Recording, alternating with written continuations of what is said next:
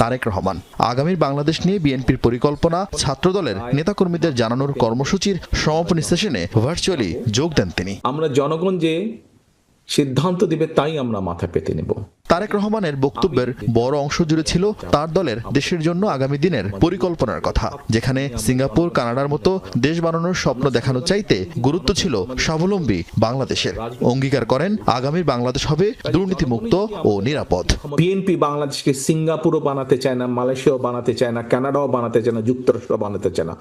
আমরা চাই একটি স্বাবলম্বী বাংলাদেশ, যেই বাংলাদেশে মানুষ দেশের ভিতরে কর্মসংস্থানের ব্যবস্থা থাকবে, খেয়ে পরে বেঁচে থাকবে, শান্তিতে থাকবে, আত্মবিশ্বাসের সঙ্গে বলতে পারি এই বাংলাদেশে যদি দুর্নীতির লাগাম টেনে ধরতে পারে তাহলে একমাত্র বাংলাদেশ জাতীয়তাবাদী দলই পক্ষেই সেটা সম্ভব।